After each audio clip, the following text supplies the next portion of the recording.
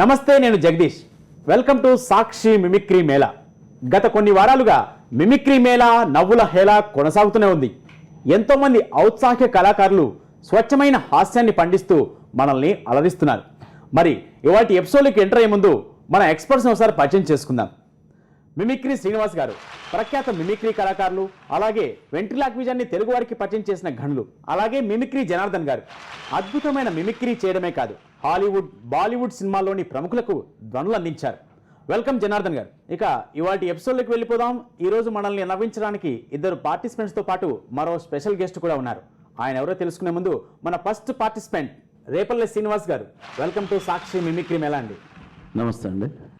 శ్రీనివాస్ సాక్షి ప్రేక్షకులందరికీ మరియు ఈరోజు ఇక్కడ ఉన్న శ్రీనివాస్ గారికి, జగదీష్ గారికి, జనార్దన్ గారి అందరికీ నా హృదయపూర్వక నమస్కారాలు. నేను కర్నూలు నుంచి వచ్చాను. ఇక్కడ హైదరాబాద్లో ఏపీఎస్ఆర్టీసీలో జాబ్ చేస్తున్నాను.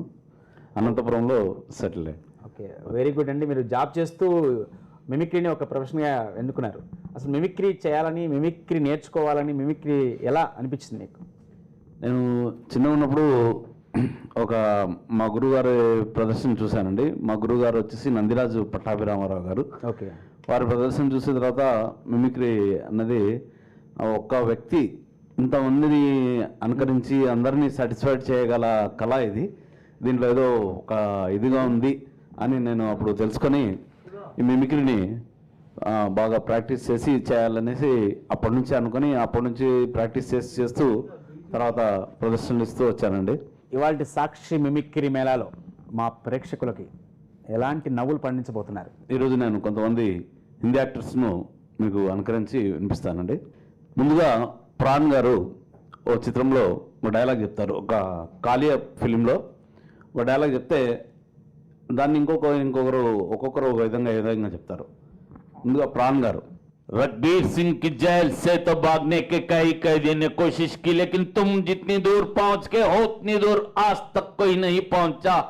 आजादी हर कैदी का ख्वाब होती है, लेकिन अभी अभी तुम्हारा अंदर का शरीर का रोम चीखेगा और कहेगा खा लिया तुमने ख्वाब देखा तो। वाव वाव वाव, अब्बा हवलदार ले जाओ इसे, इतना सा लोहा पहना दो, ये आजादी के तरफ भाग सके न बगावत के लिए कदम उठा सके. గారు వాయిస్ విన్నట్టుగానే ఉంది. ఎంత దగ్గరగా. ఆ తర్వాత అమితాబ్ బచ్చన్ అమర్ అక్బర్ అంతోని చిత్రంలో ఒక డైలాగ్ చెప్పారండి. అమర్ అక్బర్ అంతోని ఫిల్మ్లో అతను వాయిస్ను మామూలు జనరల్ వాయిస్, తర్వాత ట్రాజెడీలో, తర్వాత ఇంకా డీప్ ట్రాజెడీ పోయినప్పుడు వాయిస్ ఎలా చేంజ్ చేస్తారు. అక్కడ సన్నివేశం ఏంటంటే వాళ్ళ ఫాదర్ చనిపోయి ఉంటారు, అతనికి తెలియదు. అతను వచ్చి అక్కడ నిలబడి డైలాగ్ చెప్తారు. తర్వాత వాళ్ళ ఫాదర్ చనిపోయాడని తెలుస్తుంది. తెలిసినప్పుడు అతను చూసి అప్పుడు వాయిస్ ఏ విధంగా చేంజ్ చేస్తాడు అప్పటికప్పుడు అమితాబ్ గారు. ఏ ఫాదర్, ఏ ఫాదర్ इधर देखो ना फादर, आज से बंद कर, दादागिरी गुंडागर्दी ये सब कुछ बंद कर देगा, एकदम बंद, बिल्कुल तुम्हारा माफी का सच्चा आदमी बनेगा. देखो ना फादर, हे फादर इधर देखो, हे फादर, फादर, हे क्या हुआ फादर, फादर, हे क्या हुआ फादर, हे इधर तुम्हारे घर में तुम्हारे सामने कर कोई फादर कहीं किया, और तुम चुपचाप देखते रहो. इस दुनिया में अगर किसी को बुलाना था अपन को बुलाता, अपन को इस दुनिया में कोई जरूरत नहीं, पर इसका जरूरत है. అమితాబ్ బచ్చన్ గారు తాగినప్పుడు చాలా న్యాచురల్గా ఉంటుంది. ఆ పాత్రలో అమితాబ్ బచ్చన్ గారు నిజంగా తాగిన వాళ్ళలాగే చేస్తుంటారు. అమితాబ్ బచ్చన్ గారికి శ్రీనివాస్ గారు ఆయన వాయిస్ రికార్డ్ చేసి ఆడియో క్యాసెట్ అమితాబ్ బచ్చన్ గారికి పంపించారు. అదే పంపిస్తే అమితాబ్ బచ్చన్ గారు ఆ వాయిస్ విని మెచ్చుకుని శ్రీనివాస్ గారికి లెటర్ రాశారు. కరెక్టా సార్? గ్రేట్ అదండి. అప్పట్లో వారు కూలీ షూటింగ్ అప్పుడు యాక్సిడెంట్లో ఉండి ఇంట్లో ఉన్నప్పుడు నేను క్యాసెట్ చేసి పంపించానండి. పంపిస్తే అప్పుడు వారు నాకు మళ్ళీ రిప్లై ఇచ్చారు, బాగుంది అనేసి మళ్ళీ అప్రిషియేట్ చేస్తూ మా ఇలా విధంగా మా ఇంకా కొన్ని పిక్చర్స్ వస్తున్నాయి చూడండి అని చెప్పి పంపించాను. ఆయనే మెచ్చుకోవడం అంటే నేను మామూలుగా జనరల్గా ఒక ఈ వాయిస్ను, ఈ డైలాగ్ను నేనే చేస్తున్నాను. ఇది సత్యప్రసత్ అనే పిక్చర్లో చాలా న్యాచురల్గా రికార్డ్ చేశారంట ఇది. దాన్ని బేస్ చేసుకొని నేను చెప్తున్నాను. దేఖ్ భాయ్ शराब है ना, शराब बहुत बुरी आदत है, मत पीना. पीने से क्या होता है मालूम है? हाँ, पीने से क्या होता है मालूम है? वाह लिवर खराब होता है. लिवर खराब होता है. वाह अपन को आदत नहीं है. अपन का दोस्त का शादी में अपन पहले से एक गुड़ से क्वार्टर से फुल हो गया. अपन आदत तो बढ़े जा रहा है. ये पीना बहुत बुरी आदत है. पीने से क्या होता है मालूम है? लिवर खराब होता है. ఎంత కూడా ఎంత కరెక్ట్ గా అక్కడ ముందు ముందు ఆంగికం వచ్చిన తర్వాత వాచికం Timing. ఆ టైమింగ్ Timing ఉంటుంది. కూడా చాలా బాగుంది. చాలా బాగుందండి. నెక్స్ట్ ఏం చేయబోతున్నారు? నెక్స్ట్ అమ్జద్ ఖాన్ గారు అండి. చిన్న డైలాగ్ ఒక తీసుకొని వాటిని అందరూ ఒక్కొక్కరు, ఎందుకంటే ఇది షోలే చిత్రంలో చాలా ఫేమస్ డైలాగ్.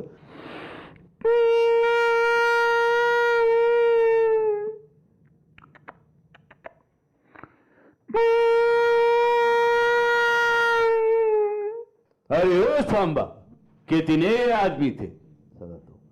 वो दो थे और तुम तीन, फिर भी वापस आ गए. कि क्या समझ कर आए थे? ये सुनकर सरदार खुश होगा, सवाल से देगा क्यों? अंतु ఇలా ఈ డైలాగ్ ను శత్రుఘ్న సిన్హా గారు, अरे ओ सांबा, कितने आदमी थे? और दो थे और तुम तीन, फिर भी वापस आ गए. कि क्या समझ कर आए थे? सुनकर सदा खुश होगा, सभा से देगा क्या? శశి కపూర్ గారు ఒక రొమాంటిక్ హీరో ఈ డైలాగ్ చెప్తే ఎలా ఉంటుంది? అరే భాయ్ కాలియా, अरे भाई वो कितने आदमी थे? सदा तो कागा भैया वो दो थे और तुम तीन, फिर भी वापस आ गए. कि क्या समझ कर आए थे? सुनकर सरदार खुश होगा, सभा से देगा क्या? क्यों नहीं भाई? బాగుంది. శశి కపూర్ గారి వాయిస్ ను కూడా ఇమిటేట్ చేయొచ్చని చూపించారు సార్. నిజంగా ఎందుకంటే అసలు టిపికల్ డిఫికల్ వాయిస్ చాలా కష్టం. పట్టుకోవడం కష్టం. ఇంత సీరియస్ డైలాగ్ ను కమెడియన్ చెప్తే ఎలా ఉంటుంది? జగదీప్ గారు షోలే చిత్రంలో జగదీప్ గారు, అరే ఓ సాంబా ఓ కితనే ఆदमी थे? अरे वो दो थे और तुम तीन, फिर भी वापस आ गए. कि क्या समझ कर आए थे? सुनकर सरदार खुश होगा. अरे क्यों नहीं होंगे भाई, हम तो जरूर खुश होंगे, क्योंकि आप लोग तो बहुत दूर आदमी है. दोनों तो भाग के आगे, तुम लोगों को शाबाशी जरूर देंगे हम. खंभा उखाड़ के భలే బాగా చెప్పారు సార్. చాలా అన్ని రేర్ వాయిస్ అన్ని అసలు మీరు ఎంత రెట్రో వాళ్ళందరిని గుర్తు చేస్తున్నారు సార్. అసలు ఎక్సలెంట్ సార్. నెక్స్ట్ ఒక ఇంకో కమెడియన్ సార్, కేసు ముఖర్జీ. ఇతను బాగా అసలు స్క్రీన్ మీద కనపడగానే నవ్వుతారు జనం. నవ్వుతారు. అవును. అంత తాగుబోతు పాత్రలకి ఎక్కువ పెట్టిన పేరు ఆయన. अरे तुम लोग भागे. अरे अरे वो कितने आए थे? क्या बोला? वो दो थे और तुम तीन. अरे तुम तीन हो, दो है. तुम भी दो है और फिर भागे. ఈ కేశవ ముఖర్జీ గారి క్యారెక్టర్ తర్వాత అంటే బహుశా అది ఆయన దాని ఇన్స్పిరేషన్ అయ్యి ఉండొచ్చు. మన తెలుగులో ఎంఎస్ నారాయణ గారు, ఓకే, ఆయన ట్రెండ్ అదే. కేశవ ముఖర్జీ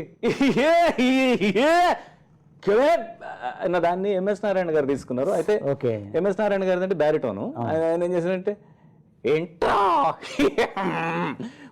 బొంబాయి మాతాశ్రీ మమతా కుల్కర్ని నన్ను పెళ్లి చేసుకుంటావా అక్కడ కలుస్తుంది కేశవ ముఖర్జీకి ఎంఎస్ నారాయణ ట్రెండ్ కి దాదాపుగా. చాలా బాగుంది sir. Telugu actors Hindi actors కలిసి ఫుట్బాల్ మ్యాచ్ ఆడింటారండి.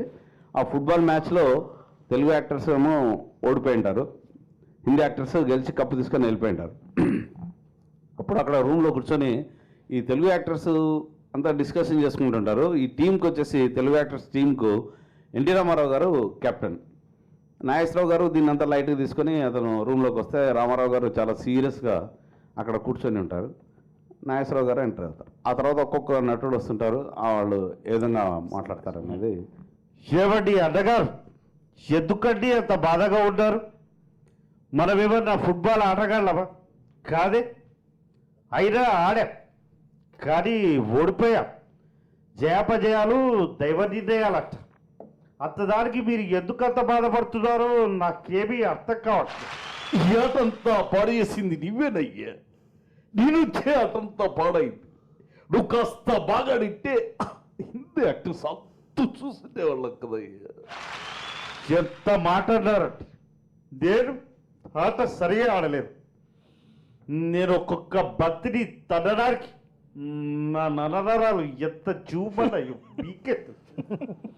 అయినా ఆట కోసం ఎంత పోరాడా. నన్ను ఇలా అనడం ఏమంత బాగోలేదు.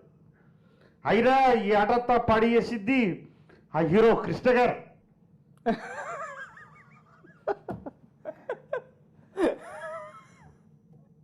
ఎందుకండి నేనంటే మీ అందరికి ఇంత కక్ష? చిన్నవాళ్ళైనా కింద పడి మీద పడి ఆడానే, ఆ మాత్రం ఇది కూడా లేకుండా ఎందుకండి అలా అంటారు? నేను ఎంతో కష్టపడి ఆడానండి.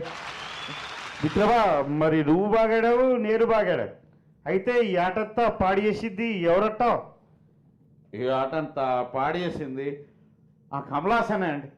ఆడమంటే అమ్మాయిలు చూసుకుంటూ బీటు కొడుతూ ఉన్నాడండి. కృష్ణ ఇలా ఏంటి ఏంటి ఏంటి నేనేంటి బీట్ ఏంటి? బాల్ రాలేదు, వాళ్ళ అమ్మాయి లేదు చూస్తున్నారు, చేయిస్తే నేను చేయి పందా అంతదానికి నువ్వు బీటు గీటు అని చెప్తా ఏం బాగోదు. నేను చెప్తున్నప్పుడు ఇలా చెప్పడం ఏమంత బాగలేదు. అయినా నేను మీ అందరికి ముందే చెప్పినాను, ఆ నాగేశ్వరరావు గారు అసలు వినరు, రామారావు గారు అసలు వినరు. ఆ కృష్ణరాజు గారిని ఆటలో పెట్టుకోదంటే అతను చూడటానికి పొడుగుంటాడు అంత అంటారు. ఆట రాదు, ఏం రాదు. నేను ముందే చెప్పినానా అతను పెట్టుకుంటా మనం ఓడిపోతాము. నేను చెప్పాను, అలాగే జరిగింది. తమ్ముడు ఎంత మాట అంటారా? ఇప్పటి నుంచి మీరు ఆడుకోరా, మీరు ఆడుకోరా. ఇంకెప్పుడు నన్ను పిలవకుండా రా అన్నయ్య ఫుట్బాల్ ఆడతామని, ఇంకెప్పుడు నన్ను పిలవకుండా. అయినా నీ ఎంతో కష్టపడాడనరా, అలాంటి నన్ను పట్టుకొని ఇలా అంటారా? అయినా ఈ ఆట అంతా పాడు చేసింది నూతన్ ప్రసాద్. 101 జిల్లాలు అందగాడు నూతన్ ప్రసాద్ పట్టుకొని ఇంత మాట అంటారా? ఆట ఎంతో క్లిష్ట పరిస్థితి తెలుసా. ముందు నుంచి అమితాబ్ బచ్చన్, వెనక నుంచి అమ్జద్ ఖాన్, అబ్బాబ్బా ఒకటే షాటింగ్, ఒకటే పాసింగ్. అయినా నేను ఎంతో కష్టపడాను. ఈ ఆటంతా పాడేసేసింది ఆ రాజ్బాబు. ఏంటమ్మా ఏంటమ్మా బాలు బాలు ఇలా ఇలా వచ్చిన బాల్నేమో అలా అలా పడుతున్నా, బాలేమో అలా అలా వెళ్ళిపోయిందమ్మా. అయినా నేను ఎంతో కష్టపడానమ్మా. ఈ ఆటతో బాడేసింది ఆ చిరంజీవి అమ్మా. చూడు రాజ్బాబు, ఈరోజు ఇక్కడ ఫుట్బాల్ కాకుండా కబడ్డీ ఆడిച്ചിతే ఒక్కొక్కరిని చెడుగుడు కబడ్డీ ఆడిచ్చినవాడిని. అయినా ఈ ఆటంతా పాడేసింది మన కాదు, ఈ ఆటంతా పాడేసింది ఆ ఫుట్బాల్ లో ఉన్న నాగభూషణం గారు. అక్కడ ఉండి ఆడమంటే నాగభూషణం గారు ఆయన ఏం చేస్తున్నాడేమో, వచ్చిన బాల్ వచ్చినట్టు వదిలేస్తూ కూర్చున్నాడు. అయినా ఈ ఆటంతా పాడేసింది నేను కాదు, నాగభూషణం. అబ్బబ్బబ్బా ఎంత మాట అంటారో అబ్బయ్య. ఆటంతా నేను పాడేసానంటారో. ఏదో కుర్రాళ్ళు కదా మీతో పాటు ఆడి కాస్త పేరు తెచ్చుకుందాం అనుకుంటే ఇంత మాట అంటారో. అయినా కానీ నేను ఫుల్ బ్యాక్ లో ఉన్నాను. వదిలేసిన బాల్ రైలంగి వెంకటరామయ్య గారు వదిలేశారు, బాల్ గోల్లో పోయింది.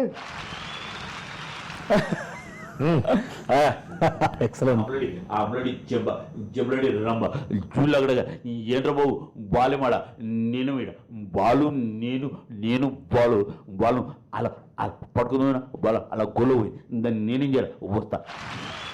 అబ్బా అబ్బా అబ్బా చాలా బాగుంది సార్. నిజంగా ఒక్కొక్క వాయిస్ మర్చిపోయిన వాళ్ళందరినీ మీరు గుర్తు చేశారు. నాగభూషణం, రేలంగి గారు, కేశవ ముఖర్జీ ఇలా ఒక్కొక్కళ్ళు ఒక వాయిస్ చాలా బాగుంది. కృష్ణరాజు, కమలాసన్ అయితే అది ఒరిజినల్ వాయిస్, అది చాలా బాగుంది అది అసలు. అప్పటి వాయిస్, అప్పట్లో ఆయన యంగ్ ఏజ్ లో ఉన్న voice.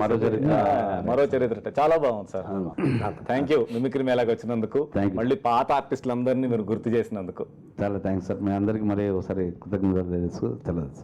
థ్యాంక్ యూ శ్రీనివాస్ గారు, చాలా బాగా చేశారు. అసలు ఈ రోజు మా మిమిక్రీ మేళాలో ఒక అద్భుతమైనటువంటి ఘట్టం మీది. Thank you very much. Thank you. ఇప్పుడు ఒక బ్రేక్ తీసుకుందాం. మీరు ఎక్కడికి పోకండి, టీవీ చూస్తారా కూర్చోండి, ఎప్పుడే వచ్చేస్తాం. బన్ను ఓరు కేసీ డార్లింగ్ వచ్చిన డార్లింగ్ ఎందుకు ఫీలింగ్. మన విశిష్ట అతిథిని ఆహ్వానించేద్దాం. పేరడి గురుస్వామి గారు. తానే మెల్లి ముసుగు తీసి ఒక జవ్వని పువ్వులా నవ్వుతుంటే ఏం చెయ్యను.